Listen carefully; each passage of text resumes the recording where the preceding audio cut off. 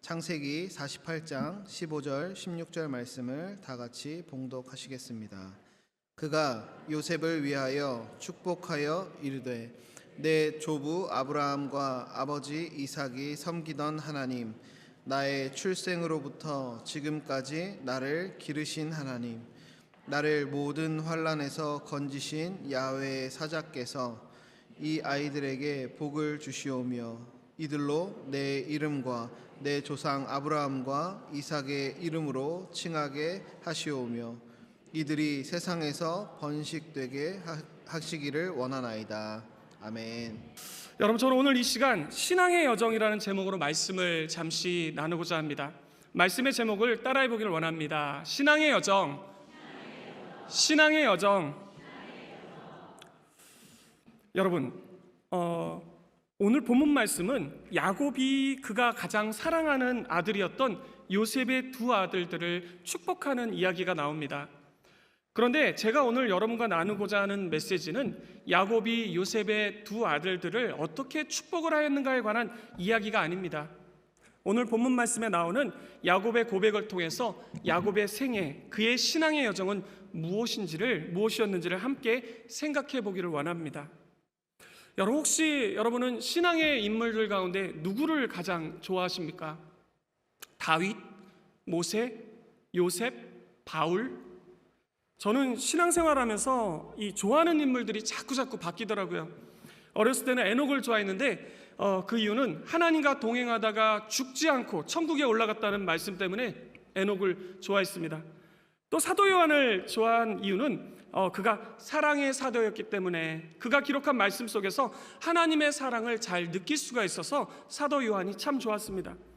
그리고 목회자가 되고 나서는요, 에스라를 참 좋아했는데 그 이유는 이스라엘 백성들이 에스라를 청하여 하나님의 말씀을 듣다가 모두 다 통곡하고 또 회개하였다는 그 말씀을 보고 너무 감격이 되었습니다. 그리고 나도 에스라처럼 성도님들에게 하나님을 만나게 하는 설교자가 되면 좋겠다라는 그런 꿈이 생겨서요, 에스라를 좋아했었습니다. 그런데 혹시 여러분 가운데 이 야곱을 좋아하는 사람이 있으십니까? 저는 아직까지 야곱을 제일 좋아한다는 사람을 만나보지 못했습니다. 오히려 야곱을 가장 싫어하는 인물 가운데 하나로 이렇게 꼽지 않으실까 생각이 듭니다. 왜냐하면 그의 이름, 이 야곱의 뜻에서 알 수 있듯이 그는 속이는 삶이요 약탈하는 삶을 살았던 사람이었기 때문입니다. 그런데 야곱의 생애를요 가만히 묵상해 보면요, 야곱처럼 우리와 똑같은 사람이 있을까라는 그런 생각이 듭니다.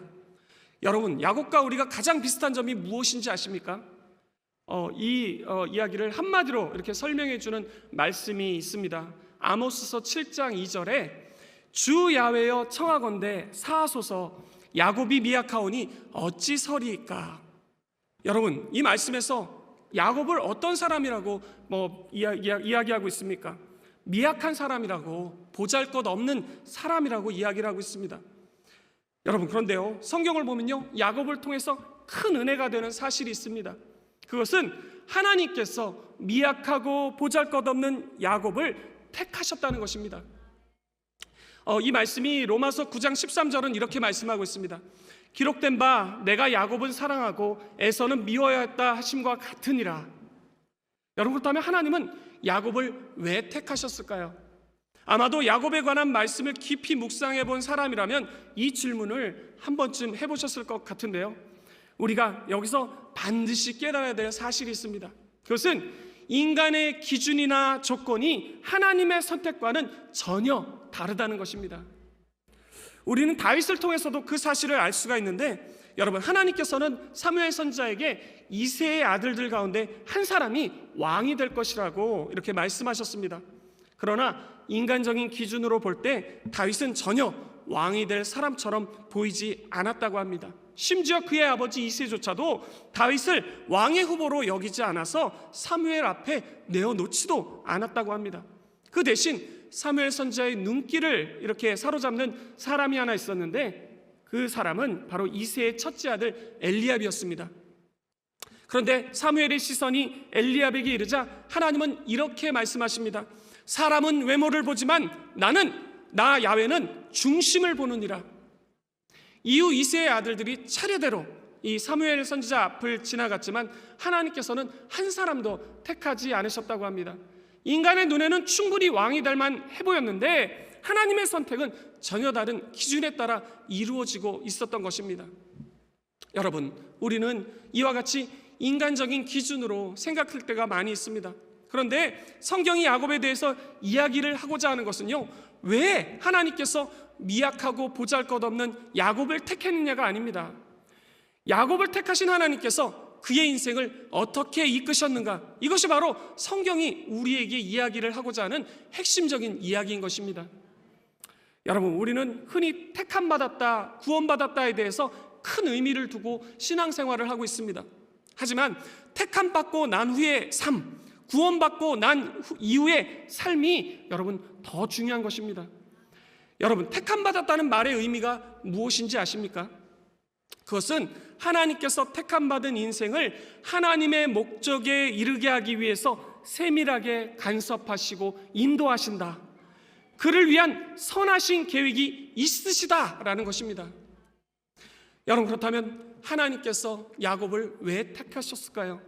우리는 흔히 야곱하면 야복강 나루에서 하나님과 씨름하여 이긴 그 사건을 먼저 떠올립니다. 하지만 야곱의 믿음은요, 팥죽 사건부터 시작되는 것입니다. 여러분, 야곱이 왜 형 에서의 장자의 명분을 사려고 했는지 아십니까? 우리는 이 사건을 단순히 야곱이 재산을 얻기 위해서였을 것이라고 생각을 하곤 합니다. 그래서 야곱을 사기꾼이라고, 나쁜 사람이라고 이렇게 더 안 좋아하시는 것 같습니다. 하지만 야곱이 형 에서의 장자의 명분을 얻고자 한 이유는요, 물질이 아니었습니다. 이것을 박영선 목사님이 쓰신 하나님의 열심이라는 책은 이렇게 설명해 주고 있습니다. 장자의 명분을 얻으려고 한 야곱의 모습은 나는 예수가 필요하다, 나는 예수의 족보에 들어가야겠다는 고백에서 비롯된 행동으로 보입니다. 에서에게는 당장 눈앞에 먹고 사는 문제가 중요할 뿐 예수 그리스도는 중요하지 않다는 것을 구약은 이렇게 상징적으로 보여주는 것입니다. 성경은 에서가 장자의 명분을 판 일이 자기 영혼을 망하게 한 일이었다고 해석하고 있습니다. 여러분, 이 말씀은 야곱이 장자의 명분을 사려고 했던 것은 세상의 가치관에 의해서 이렇게 행동한 일이 아니라 영적인 행동이요, 믿음의 모습이었다는 것입니다. 여러분, 성경을 보면요, 야곱이 장자의 명분을 얼마나 귀하게 여겼는지 그는 야복강 나루에서 형 에서로부터 물질과 가족들과 심지어 자신의 생명을 위협당하고 있는 상황에서도 절대로 장자의 명분을 돌려주지 않았다고 합니다. 여러분, 왜 야곱이 이와 같이 장자의 명분에 집착하였는지 아십니까? 성경은 그 이유를 가리켜 야곱이 택함받은 자였기 때문이라고 설명해 주고 있습니다. 그러니까 우리가 택함받은 자이기에 영적인 것을 갈망하는 것처럼 야곱이 택함받은 자였기 때문에 장자의 명분을 갈망할 수밖에 없었다는 것입니다. 여러분, 성경에 보면 야곱과 에서가 태어날 때 하나님은 큰 자가 어린 자를 섬기리라 라고 이렇게 말씀하셨습니다. 그러니까 야곱이 장자의 명분을 얻게 된 것은 예언된 일이라는 것입니다. 이 말은 야곱이 가만히 있어도 장자의 명분을 얻게 될 수 있었다는 것입니다. 그런데도 불구하고 여러분, 야곱은요, 이 장자의 명분을 이렇게 얻기 위해서 노력을 했습니다. 야곱에게는 영적인 갈망이 있었기 때문에 여러분, 이와 같이 반응할 수밖에 없었던 것입니다. 여러분, 그런데 야곱이 이와 같이 하나님의 그 인도하심 속에서 장자의 명분을 얻게 되었건만 그에게는 더욱더 혹독한 일이 이렇게 벌어집니다. 그 일은 형 에서가 자신이 속았음을 알고 야곱을 죽이려고 쫓아왔던 것입니다. 그래서 야곱은요, 두려움 속에서 외삼촌 라반의 집으로 도망칠 수밖에 없었습니다.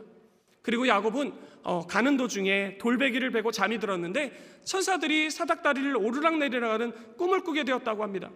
그리고 하나님은 야곱에게 이와 같은 약속을 해주셨다고 합니다.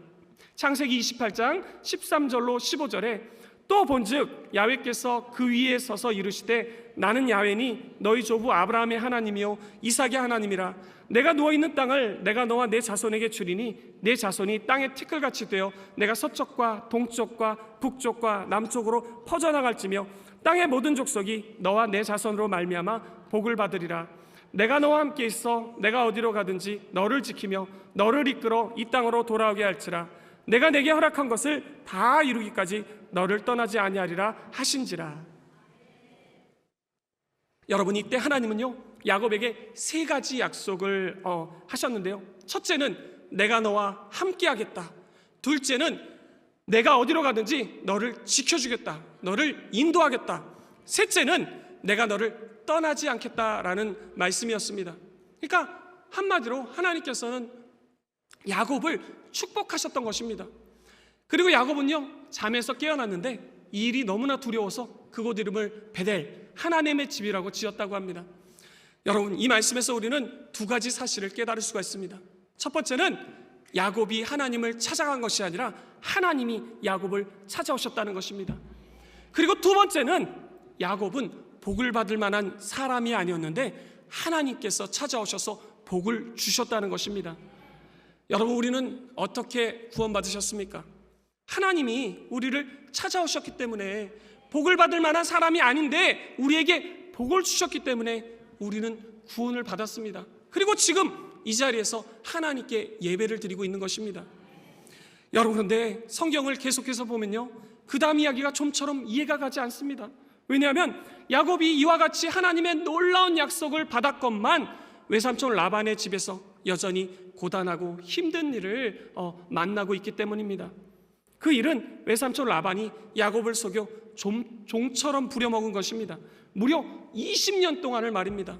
야곱은 그것을 이렇게 이야기했습니다. 창세기 31장 6절로 7절 중반절에 그대들도 알거니와 내가 힘을 다하여 그대들의 아버지를 섬겼거늘 그대들의 아버지가 나를 속여 품삯을 10번이나 변경하였느니라.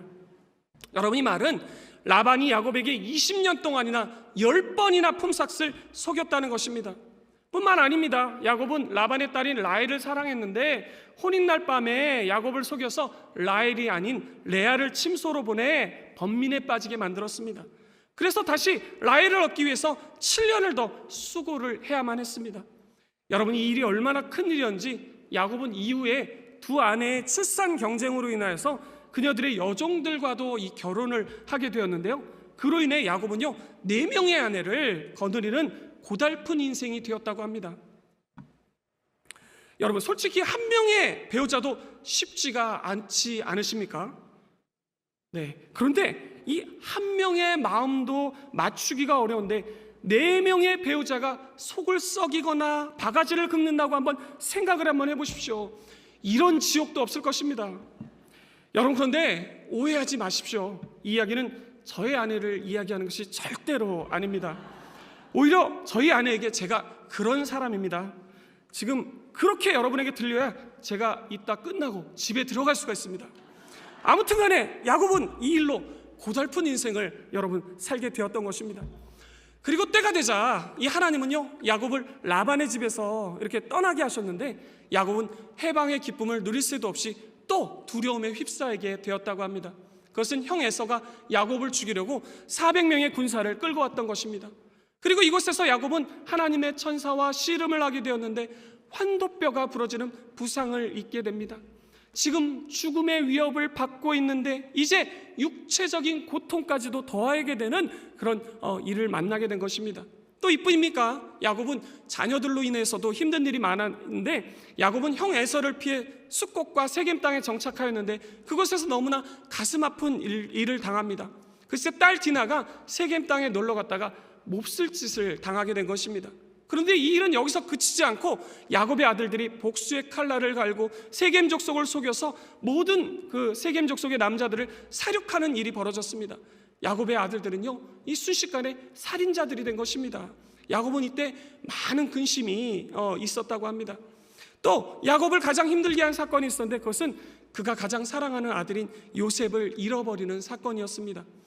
이때 야곱은 요셉을 잃고 난 후 얼마나 슬펐으면 내가 슬퍼하며 수올로 내려가 아들에게로 가리라 이렇게 말할 정도로 고통을 느꼈다고 합니다. 여기서 이 수올은 이 지옥 이런 그래서 죽음 이런 것을 나타내는 건데 자기가 지금 죽고 싶다는 거예요. 내가 빨리 지금 죽어서 아들에게로 가고 싶다고 그렇게 고통을 호소했던 것입니다.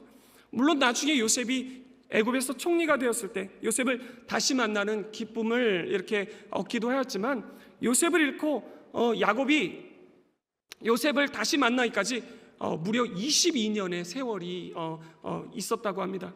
아마도 야곱은 매일 아침 눈을 뜰 때마다 요셉의 빈자리를 보며 밥 한 술 넘기기 힘든 고통을 견뎌야만 했었을 것입니다. 매일 하나님 왜 나에게 이런 시련을 주십니까? 라고 수만 번 물었을 것입니다. 그리고 야곱의 말년은 어땠습니까? 그는 고향 땅을 떠나 이방 땅인 애굽의 고센 지역에서 말년을 보내며 고향을 그리워하는 그런 삶을 살아야만 했다고 합니다. 여러분, 그런데 야곱이 애굽의 왕인 바로 왕을 만나게 되었을 때 자신의 인생을 무엇라고 고백한지 아십니까? 창세기 47장 7절로 9절에 요셉이 자기 아버지 야곱을 인도하여 바로 앞에 서게 하니 야곱이 바로에게 축복하매 바로가 야곱에게 묻되 내 나이가 얼마나? 야곱이 바로에게 말하되 내 나그네의 세월이 130년이니이다. 내 나이가 얼마 못되니 우리 조상의 나그네의 연조에 미치지 못하나 험악한 세월을 보내었나이다 하고, 여러분 이 말씀을 보면 야곱이 자신의 인생을 험악한 그런 인생이었다고 표현하고 있는 것을 볼 수가 있습니다. 여러분, 그렇다면 야곱은 정말로 자신이 고되고 힘든 인생만을 살아왔다고 생각을 했을까요? 여기서 야곱이 자신의 인생을 험악한 인생이라고 표현한 것은 단순히 고생이 많았기 때문이 아니었습니다. 그의 말은 비록 인생은 험난하고 거칠었지만 그 모든 순간마다 하나님의 은혜가 있었기 때문에 여기까지 올 수 있었다는 신앙의 고백인 것입니다. 여러분, 야곱이 바로왕을 축복하는 장면을 한번 떠올려 보십시오.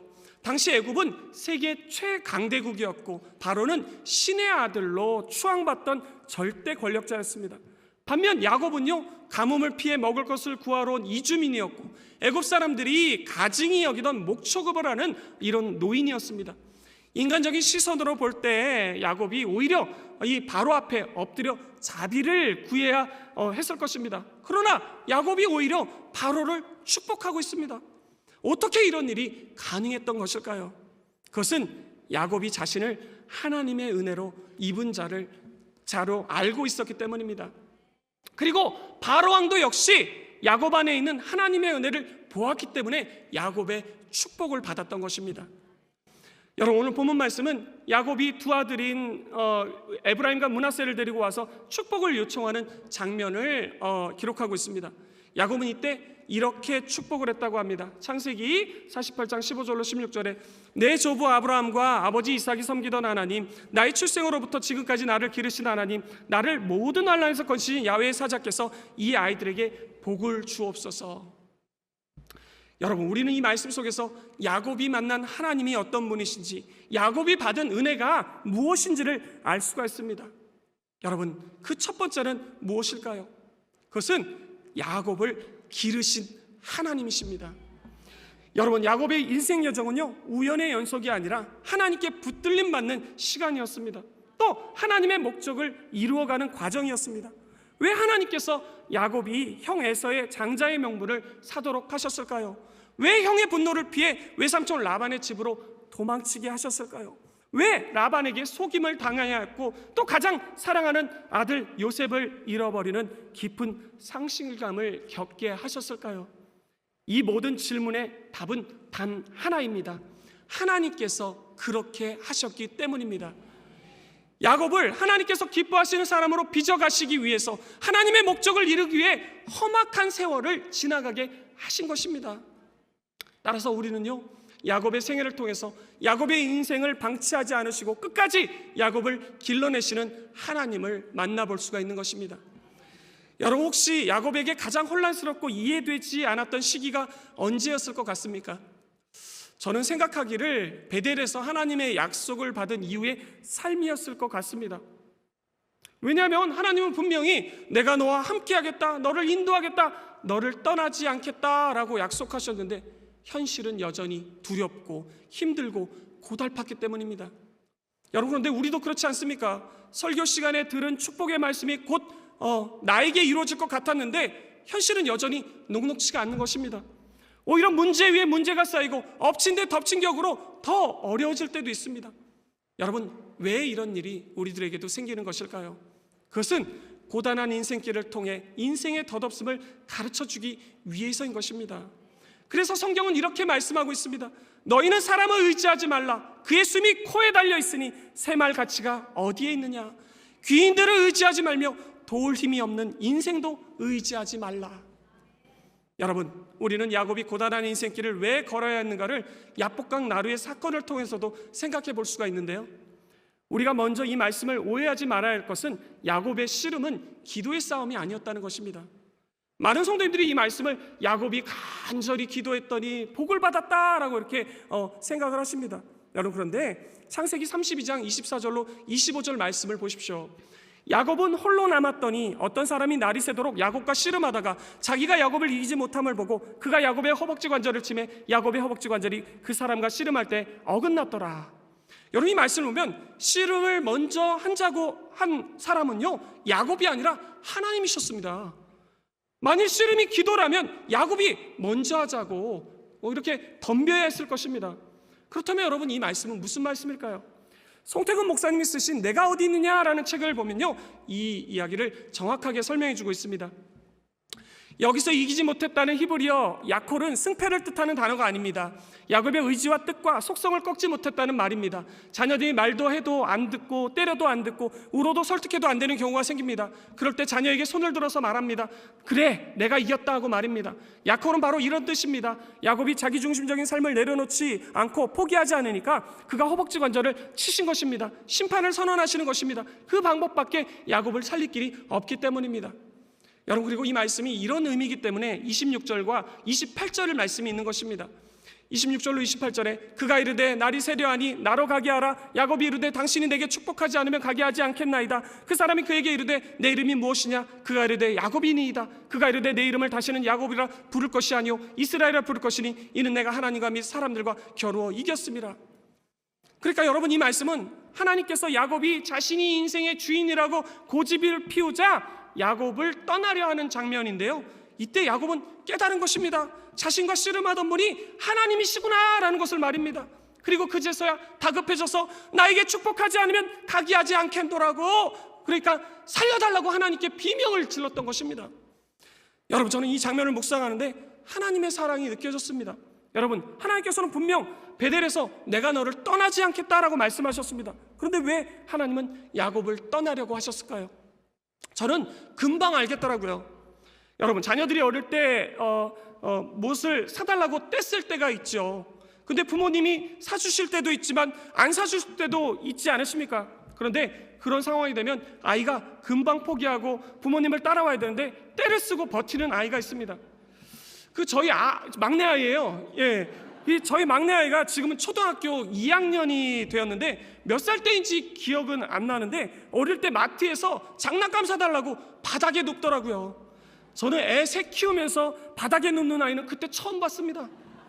그런데 그때 부모님들이 어떻게 하십니까? 정말 사줄 필요가 없다고 판단되면 아유, 생일 때 사줄게 이렇게 하시는가? 안 돼, 얼마 전에도 장난감 사줬잖아 이렇게 말씀하실 것입니다. 근데 그래도 아이가 고집을 피우면 어떻게 하십니까?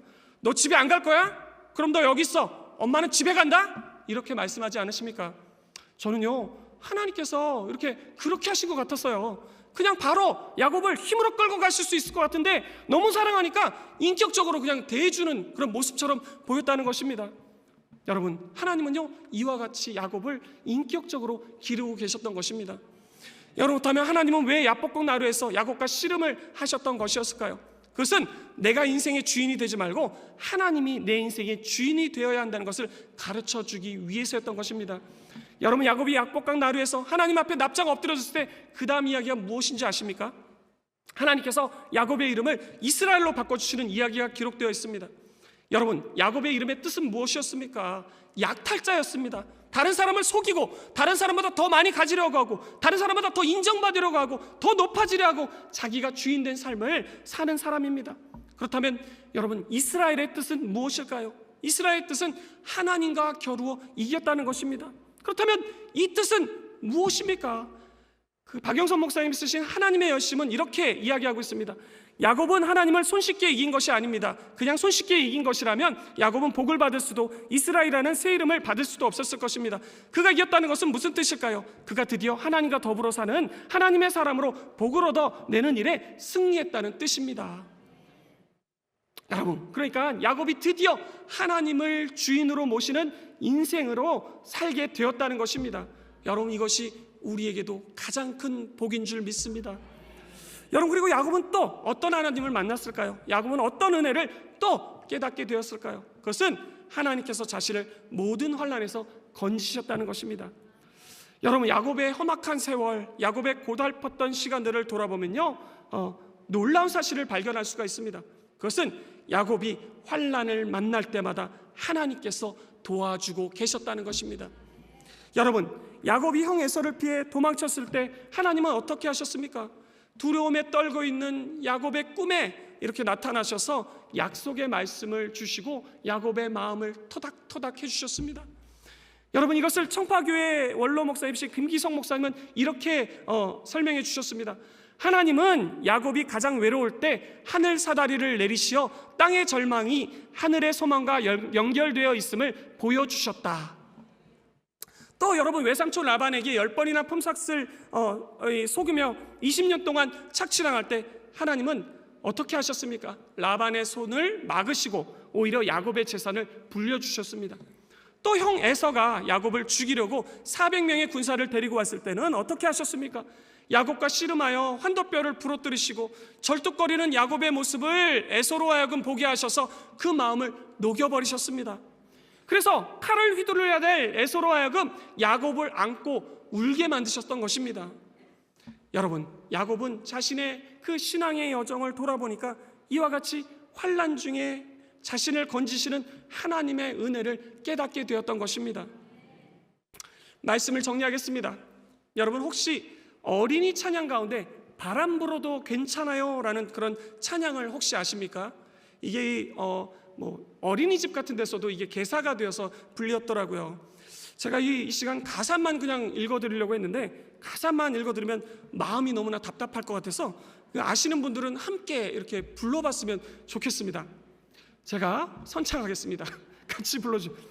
바람 불어도 괜찮아요, 괜찮아요, 괜찮아요.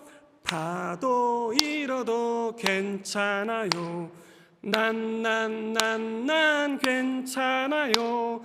바람을 만드신 하나님, 파도를 만드신 하나님, 주님 내 안에 계시니까 난 괜찮아요. 계속해서 부르고 싶지만 시간 관계상 여러분 여기까지 부르겠습니다. 여러분, 저는요 이 어린이 찬양 속에 우리의 신앙의 여정이 무엇인지를 느낄 수가 있었습니다. 여러분, 바람과 파도는 무엇입니까? 성경은 바람과 파도를 풍랑으로 이렇게 고난으로 이렇게 표현을 하는데요, 사복음서에 보면요 제자들이 디베라 바닷가에서 풍랑을 만나는 장면이 기록되어 있는 것을 볼 수가 있습니다. 그런데 제자들이 이때 풍랑을 도저히 막지 못하자 이제 죽었구나라고 생각을 했다고 합니다. 그런데 그때 그들이 간과한 사실이 여러분 무엇이었습니까? 그것은 예수님이 그들과 함께 배를 타고 있었다는 사실이었습니다. 그들은 그것을 깨닫자 서둘러 예수님을 깨웠습니다. 그리고 예수님은 일어나셔서 바람과 파도를 꾸짖으셨는데 곧 바람과 파도가 잠잠해졌다고 합니다. 여러분, 이 말씀이 우리에게 가르쳐주고 있는 사실은 무엇입니까? 주님은 자연과 모든 만물을 주관하시는 전능하신 하나님이시라는 것입니다. 따라서 여러분, 바람 불어도 괜찮습니다. 파도 일어도 괜찮습니다. 왜냐하면 바람과 파도도 주님이 만드신 것이기 때문입니다. 주님이 꾸짖으시면 바람과 파도도 잠잠해지기 때문입니다. 여러분, 그렇습니다. 우리의 삶에 일어나는 바람과 파도는 다 하나님의 계획과 섭리에 있는 것입니다. 제자들이 타고 있는 배에 바람과 파도가 괜히 불었겠습니까? 저는 주님이 제자들에게 환경 바라보지 말고 주님을 바라보라고 그것을 가르쳐 주기 위해서 바람과 파도를 불게 하신 것은 아닌가라는 생각도 들었습니다. 여러분, 여러분의 삶에는 어떤 바람과 파도가 있으십니까? 중요한 것은 바람과 파도가 아닙니다. 우리가 지금 주님을 찾고 있느냐는 것입니다. 우리가 주님을 지금 인정하고 따르고 있냐는 것입니다. 우리가 그것을 깨달을 때 우리는 하나님의 은혜와 사랑을 알게 될 것입니다.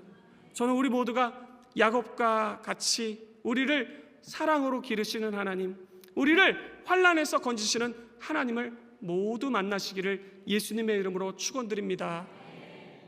오늘 말씀은 여기까지고요. 우리가 이 시간은 오늘 말씀을 생각하면서 찬양하길 원합니다. 여정이라는 찬양인데요. 우리의 삶을 돌아보면서 이 고백을 드리길 원합니다.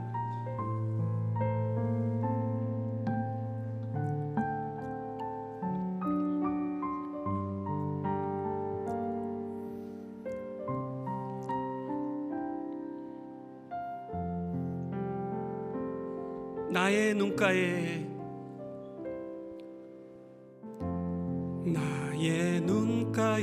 주름이 지고 눈물이 많아졌습니다. 잠시 눈 감고 뜬 것 같은데 어느새 여기 있습니다. 가슴 아픈 날도 많았었고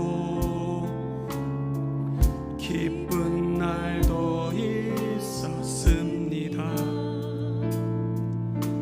짧은 여정을 뒤돌아보니 하나님의 은혜입니다. 지금까지 나의 여정을 모두 하나님의 은혜라. 지금까지 나의 모든 여정 인도하셨네. 나의 남은 모든 여정을 모두 하나님께 맡기리라. 나의 모든 삶 마치는 날까지 붙드시리. 우리 처음부터 다시 한번 찬양하도록 하겠습니다. 나의 눈가에 주름이 지고 눈물이 많아졌습니다. 잠시 눈 감고 뜬 것 같은데 어느새 여기 있습니다. 가슴 아픈 날도 많았었고 기쁜 날도 있었습니다. 짧은 여정을